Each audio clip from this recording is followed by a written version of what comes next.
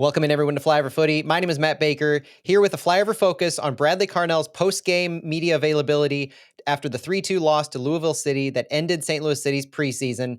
As they turn the page to look ahead, Bradley Carnell spoke on a variety of topics. Today we're bringing you updates on Nikolas Dyhr, how Bradley Carnell felt the team progressed during preseason, what the impact on Bradley Carnell's challenging of some players had on others, and much more. First, we'll kick it off with Bradley Carnell's comments on Nikolas Dyhr. Topic of acclamation, Nikolas Dyhr, has he progressed as you hoped he would when you talked to us a few weeks ago?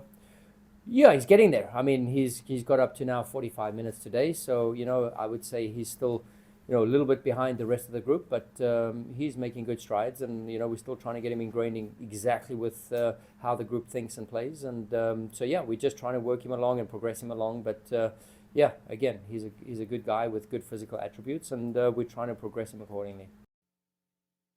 Bradley Carnell also spoke to the progression that he saw during preseason from his team overall, as well as individual players, and what he saw in moments from the Louisville City preseason game as well. What would you say some of the highlights in the progression you've seen from the team, either individually or as a whole, throughout the preseason?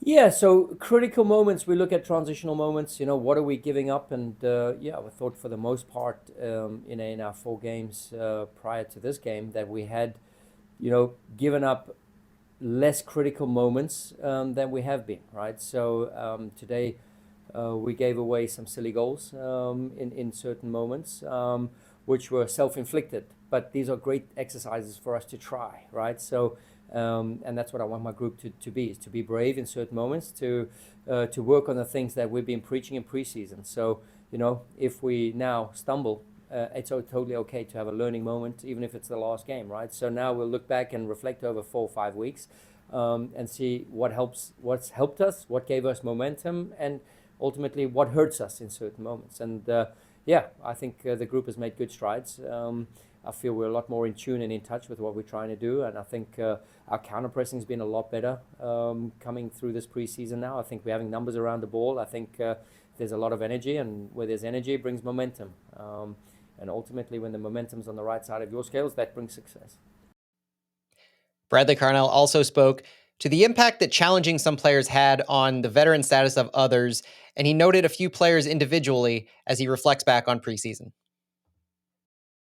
Coach, you mentioned Kajima McSorley, some of the other newer guys playing them out of position a little bit to challenge them. The guys who are returning from last year, though, it seems like they are being played in more of a consistent position. Looking at Indiana Vasilev, for instance, last year, he needed to fill a role more deep in midfield. Do you feel that has enabled some of these other players to take further steps in their growth to have more consistent positions where they may be historically more comfortable in? Yeah, true. I mean, I think Indy's just as good as a 6 as a 10. I think Edu can do both. I think AZ can do both. I think Thomas Ostrak can do both. So, we have a plethora of positions there where guys, are equally comfortable.